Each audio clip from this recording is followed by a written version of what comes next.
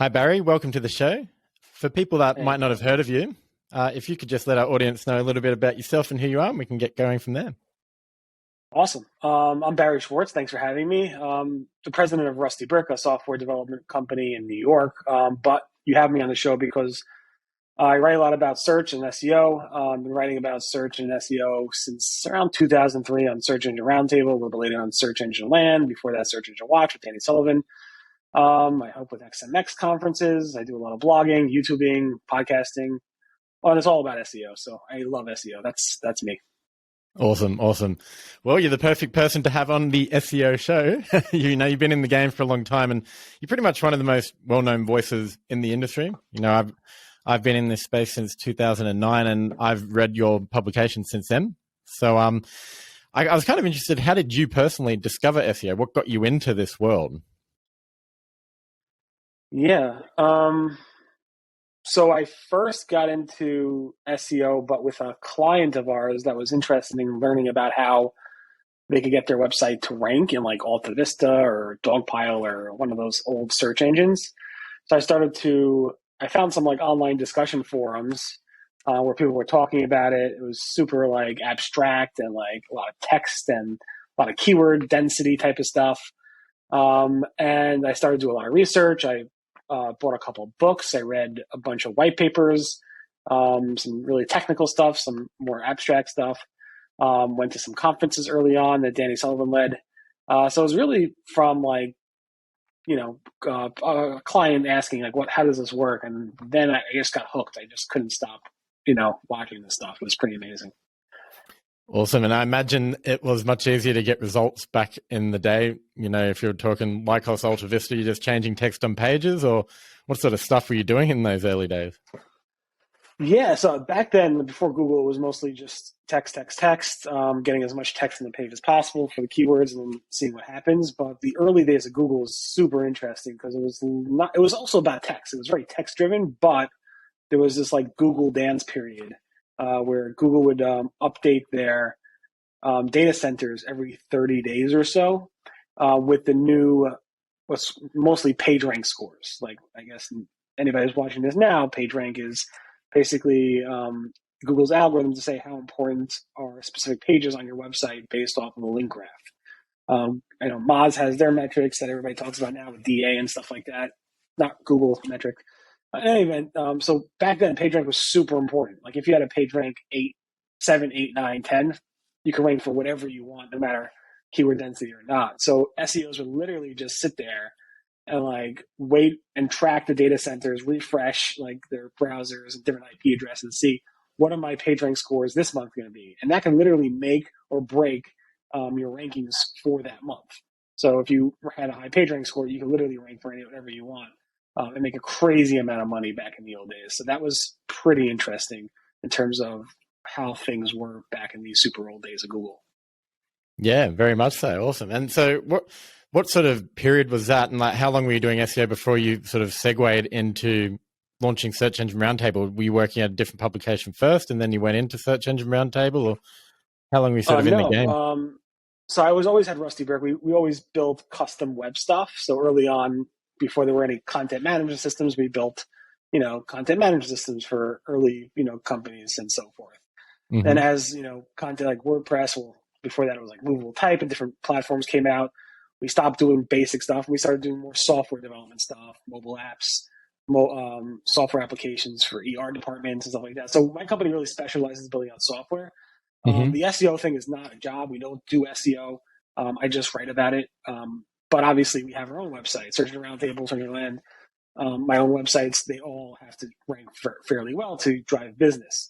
So, obviously I know SEO pretty well. I get my hands dirty, but I don't do SEO on a day-to-day basis or at all really, because one is I write about it a lot and it's hard to get the trust of both sides. You have like Google over here, you have the SEOs over here, and SEOs think that I'm in Google's pocket. Google thinks I'm in the SEO pocket, and Google hates me. SEOs hate me. Everybody hates me equally. So it's pretty interesting. So I really got into SEO probably early 2000s, like 2000 or 2001. Mm-hmm. was very into participating in the forums and online discussions, trolling a lot, and chatting it up with people.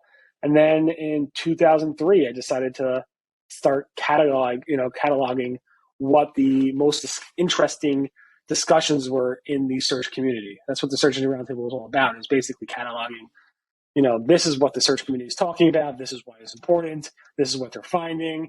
It was interesting around Google Dances, obviously, because Google Dance is coming, get prepared. Here are the data sensors you should look at. And then it was more about features and, ranking updates and so forth. So I kind of like that aspect of it. Yeah, awesome. So I guess its early role was to let people know when these big updates were happening, be that sort of voice. Has that changed over the years? Like where do you sort of see your goal or your vision or your place in the industry at the moment with Search Engine Roundtable? So the Search Engine Roundtable really has not changed in terms of that core principle of highlighting what the search community cares about and is talking about. It's changed a little bit in that it used to be all in forums like Webmaster World, Jim's World, SEO Chat, stuff like that. Now it's kind of more on social media with Twitter and so forth because people have moved from old-fashioned forums to social media and stuff. So maybe the sources of the information have changed. There's a lot more people talking about Google these days. Google's a much bigger company. It's now public. It has Android. It has tons and tons of businesses. But I try to focus in on really just search, and that involves obviously organic and paid search, and also highlighting what the search marketers really care about for the most part by sourcing that information from the search marketers, from those discussions still. Yeah, cool. Well, on that note, what sort of content do you find performs best or is most popular on the site? What do people like to hear about? That's a tough one. You never know what is going to perform best. It sometimes surprises me what actually performs best. Like, I don't know. I mean, it's basically sometimes like I enjoy covering the Google algorithm update stories. I enjoy saying, the SEO chatter is out there. People are talking about an update. Google hasn't confirmed it yet. Maybe later Google will confirm it. I always enjoy that because updates tend to make a difference immediately to people. I also like to spot new features. That's always fun. So I enjoy like spotting new features and covering those types of things, and also covering some news. Search Engine Land, I cover a lot of news. Search Engine Roundtable, cover a lot of news. But often it's finding things that just are brand new that Google hasn't talked about. Finding things that Google's not talking about is the most interesting thing for me. What will be most popular? It's always impossible. It's really hard for me to say. People think I know because I've been writing. I wrote close to 40,000 stories on search over the past, almost 20 years. And I still can't tell you if I publish something that this will be a success or not a success. People think I do, and people think I'm crazy for saying that. But some things just blow up and some things just are duds. And honestly, there's no real formula to that. It's not word count. It's not what keywords you put in the thing. It's just sometimes who knows? I mean, I can give you a story about I wrote a story about how a girlfriend was upset with their boyfriend. And what the girlfriend did, this is like probably 10 years ago, what the girlfriend did was spam Google image search with memes of the boyfriend's photo, like class photo, with all these different memes. And I wrote about it, I'm like, oh my God, this is great. A standard high school couple. His girlfriend uses Google to go ahead and get back at the boyfriend. I thought this was like an SEO funny thing to talk about.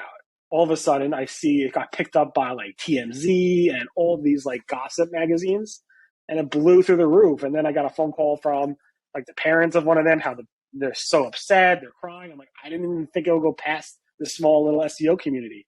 So I kind of that's the only page I probably know. Robots at TXT out of my website. But you never know. You never really know what will explode and what will not, to be honest. Gee, I wonder if she's running an SEO agency 10 years later. She should be. Probably. Well, you touched on before, you wear two hats, or you sort of, I guess you've got two camps. You've got the SEO world reading your articles. You've got the Google side of things. What's Google's, stance towards, yourself and the website? Are they feeding you information? Are they sort of pretty friendly with you, or do they try and, the perception in the SEO world is that Google might deliberately be a bit vague with things to try and throw people off the scent. How do you find dealing with them? Are they giving you good information?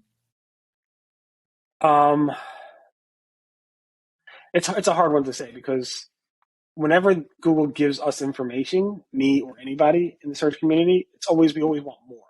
We always feel like they're hiding something from us when they give us anything. Where in the old days, they would tell us nothing, and we would just try to figure it out ourselves, which I loved.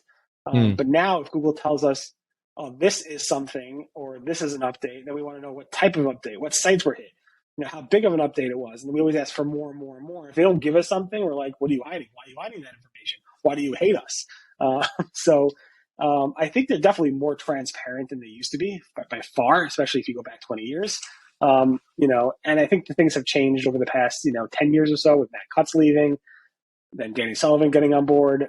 It's been interesting to watch how Google has changed over the years, but I think it's like a lose-lose situation. The more transparent Google is, the more we think they're hiding stuff from us. And I'm not sure if that's fair of us to do that.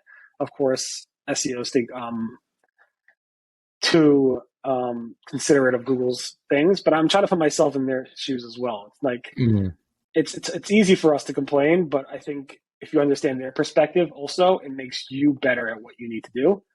Think about why Google is making these changes, why they aren't telling us something, or why they're telling us a little bit of information, and then maybe if you understood that there's a reason they're not telling us everything, maybe that will make you better at what instead of Google feeding us everything. There's a reason behind all of this.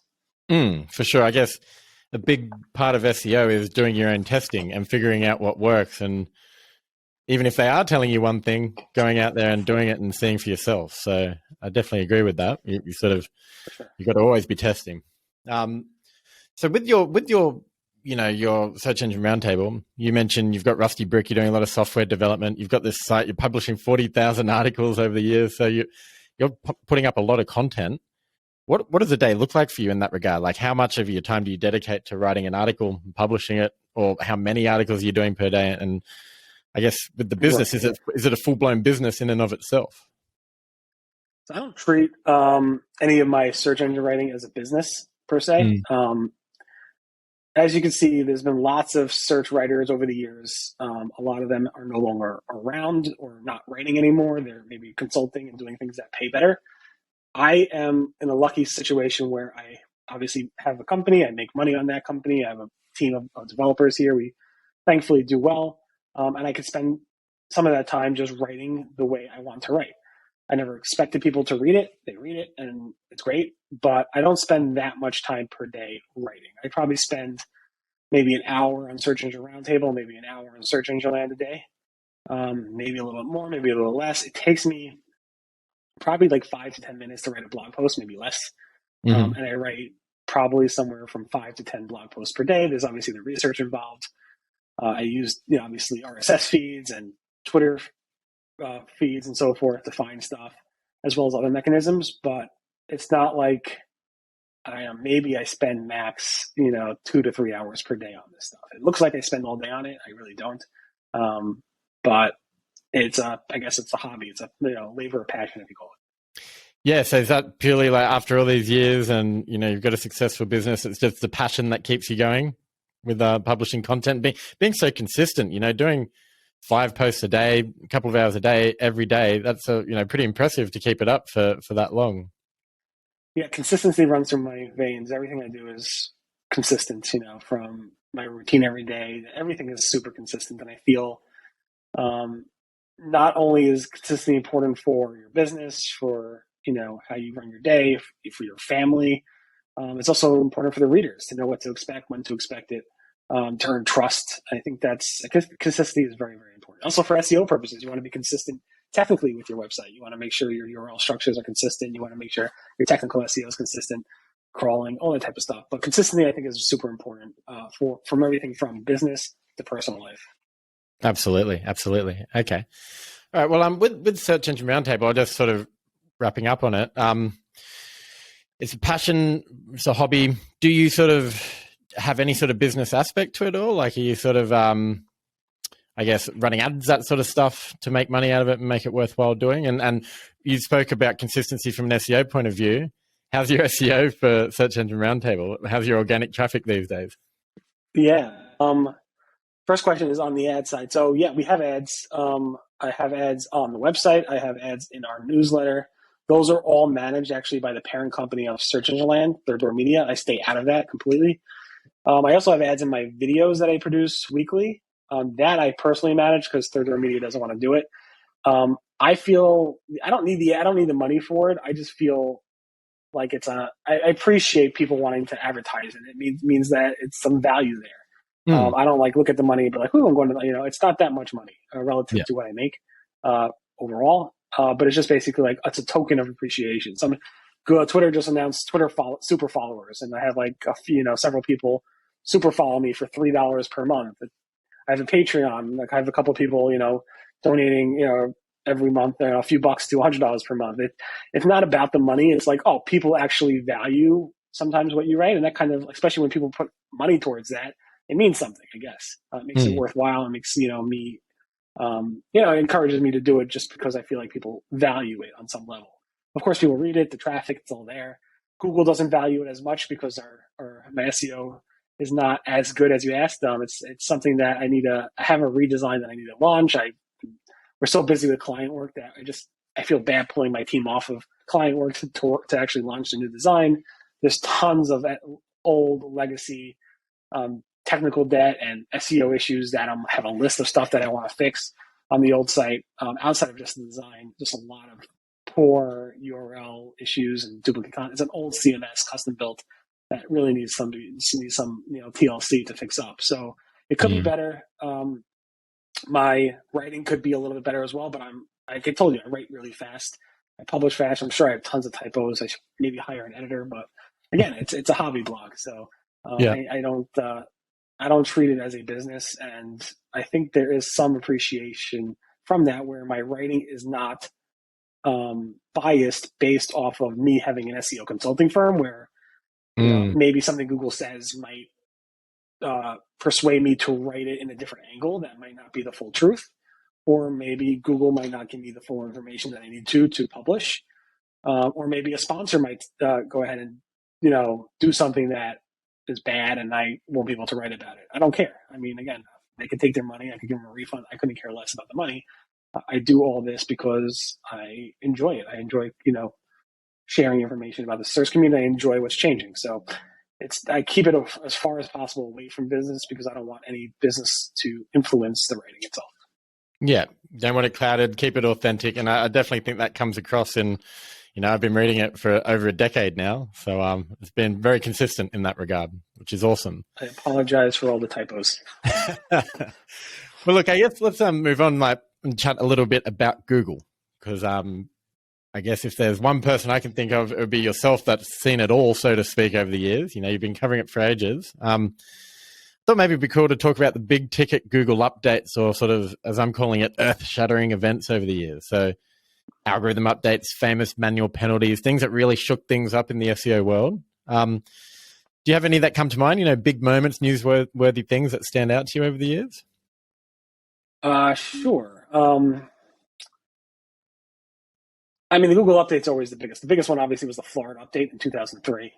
That really was like, whoa, SEOs need to think about diversifying or not putting all their eggs in one basket. After that, I'd say the number 2 biggest update that shocked the SEO world, probably the Penguin update, more so than the Panda update. Even though the Penguin update launched right after the Panda update, the Penguin is more focused on links. It only had a 3%, I think, or something like that, for a 3% impact on the search queries at Google, whereas Panda was like 12% according to Google. But I think SEOs were more in the Penguin bucket. So SEOs were really big into links and manipulating links. And when Penguin was unleashed or whatever you want to call it, it really shook up a lot of SEOs. And even when some big SEO companies went bankrupt over it.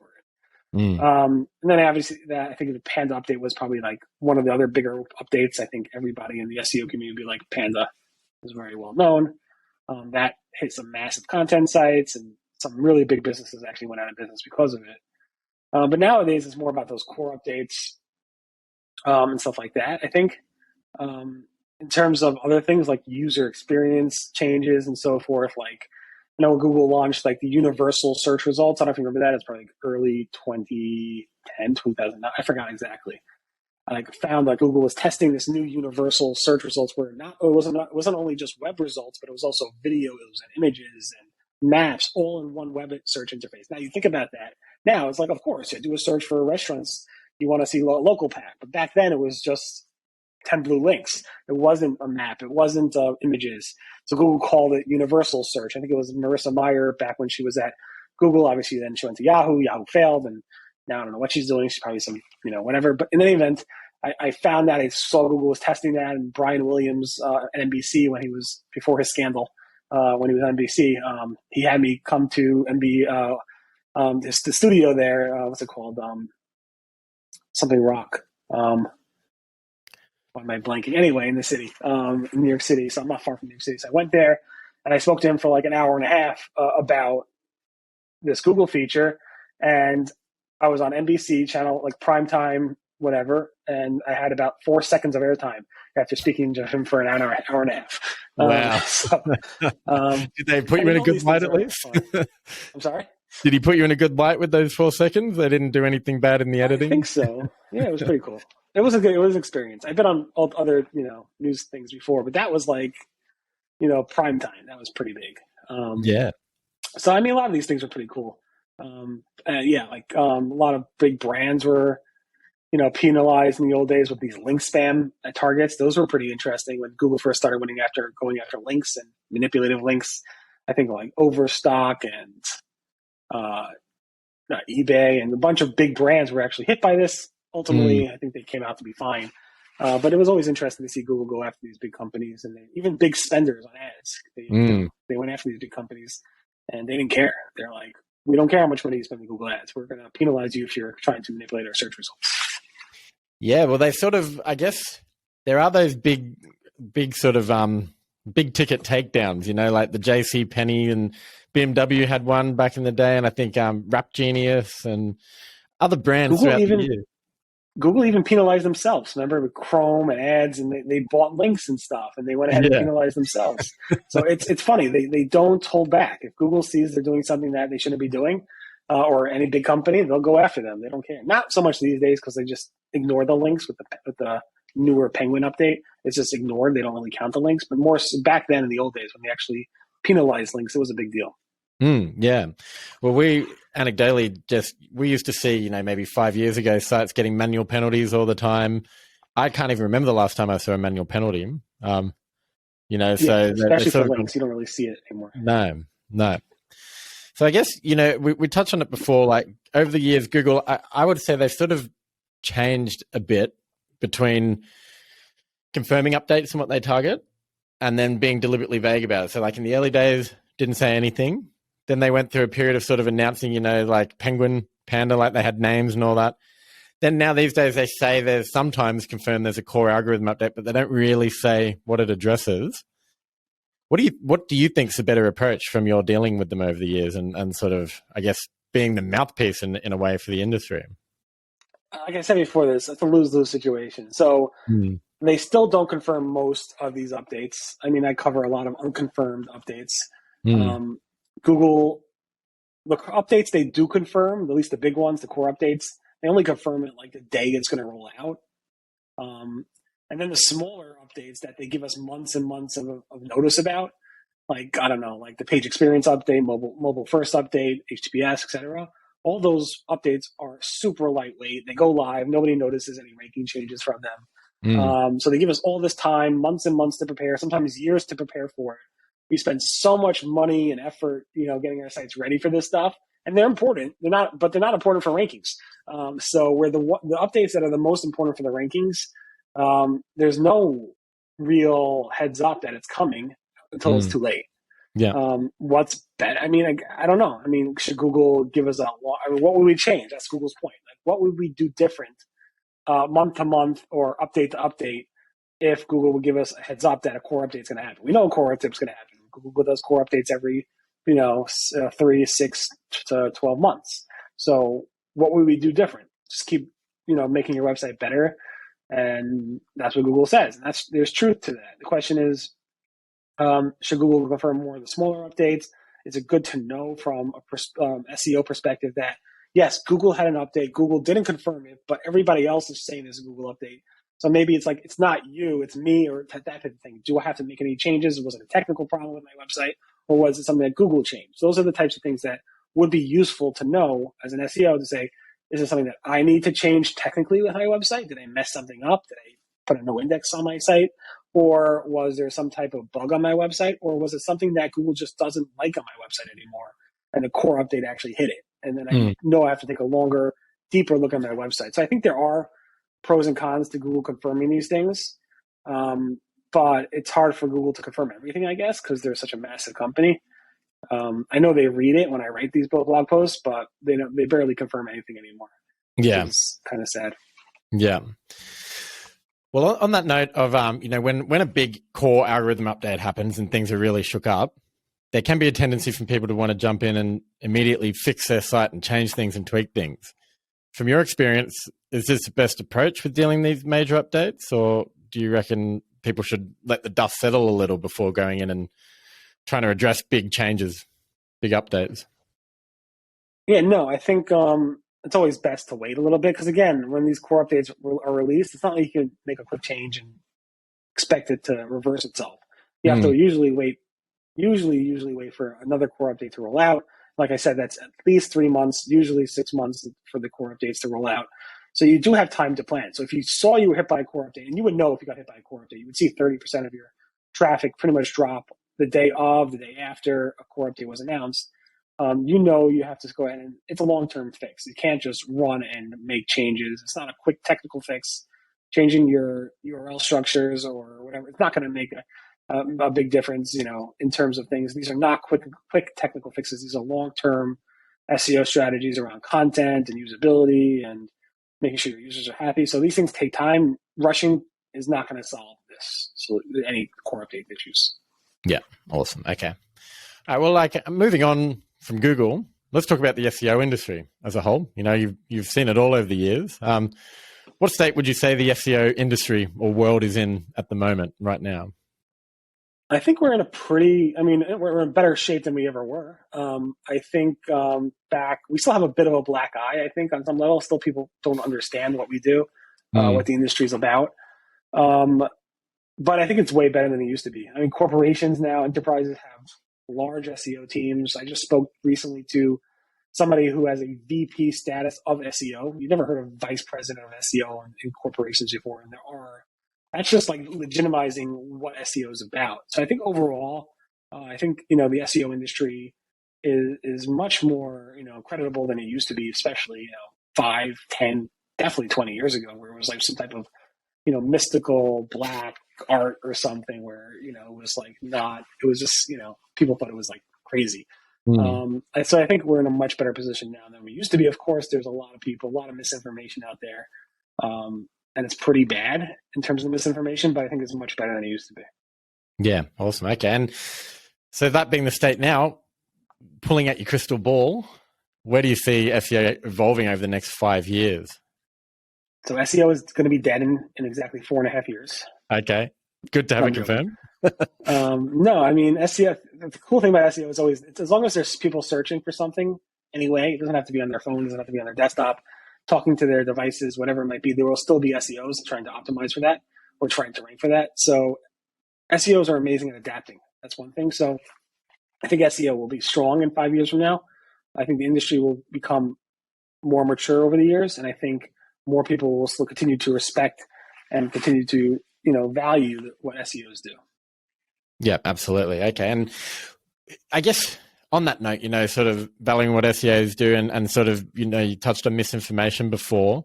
An important thing is obviously to stay educated, particularly if you're engaging with an SEO agency or working on it yourself. Obviously, they can follow yourself and your publication, but outside of what you get up to with your site, is there any other people in the industry that you follow or publication, podcasts you listen to, that sort of stuff to stay abreast of what's going on? So that's hard. I mean, I follow almost everything. I'm sure I miss a lot of stuff. The cool thing is, if you want to see everything that I follow, I have a newsletter that includes probably like 30, 40 links per day to not just the stories that I wrote on or the Search Engine I wrote, but also to tweets that I found interesting from different people in the industry, including John Mueller, which I cite a lot, but also tons of other people like Glenn Gabe and a bunch of other people. Plus, I have tons of links to articles that I think are useful on a daily basis. Every single day, I provide like analytics stories, SEO, PPC, mobile, voice, business-related stuff. So if you are a crazy search nut like me or search geek like me and you want to follow everything, just subscribe to the newsletter or just subscribe to the RSS feed. I have pretty much every day I have a very, very detailed and of what's on what I found for the day. So if you want to see what I'm following, just check there, I guess. Yeah, awesome. So for our listeners, they just head to Search Engine Roundtable to sign up for that newsletter? Yeah, Search Engine Roundtable every day around 4 p.m. Eastern New York time. I post that newsletter. The email goes out about 15 minutes later. It takes about an hour to go out if you want to subscribe to it on email. Otherwise, you can just get it on the website. Up to you. Yeah, awesome. Okay, all right. Well, I did have one question about the misinformation in the SEO world, because there's a topic that comes up about regulation in the industry, like there is in other industries, financial services, or some sort of way that people can prove that they're, I guess, they're not up to no good. What's your thoughts on that? Do you think there's scope or need for that in the SEO world? It's a good question. I think it's been tried before. Like, I think people tried to make like best practices or regulation or certification before for SEO, and it didn't work. There were different organizations that tried it. There were different companies that tried it. Question is, who's going to govern it? Who's going to? Nobody. I mean, SEOs can't agree on anything. So who's going to agree on a set of like certification or rules or regulations? There's obviously the Google Webmaster Guidelines, and half the SEOs don't even comply by it. So who's gonna go ahead and govern it? And it's just impossible. It's been tried so many times. I'd be shocked if it ever happened. Yeah. Okay. I sort of agree on that. Like, no government's going to step in there and do it. There's not that much of a need for it, like there is in financial services. So it's left to the industry to try and do the right thing, which happens to varying extents, I guess. So look, it's been great chatting to you. I just wanted to sort of finish up with some quick fire questions that we like to ask at the end. So there's just 3 of them. The first one is, what would you say is the most underrated SEO tactic? That's a hard one. Every site's different. Obviously, saying it depends is the classic SEO term. But, I mean, if you don't have title tags and you launch a website and everything says, like, page title goes here, that's super easy, and that's, like, something you can win big with. But, yeah, I mean, it's hard to say what's the most underrated SEO tactic. Obviously, writing good content is the top answer. But title tags, is something that I think people who have no clue about SEO really don't even think about. And understanding what words you should put in your title tags is probably the most important thing outside of the content itself. Awesome. Okay. And on the other side of the coin, what would you say is the biggest myth in the SEO world?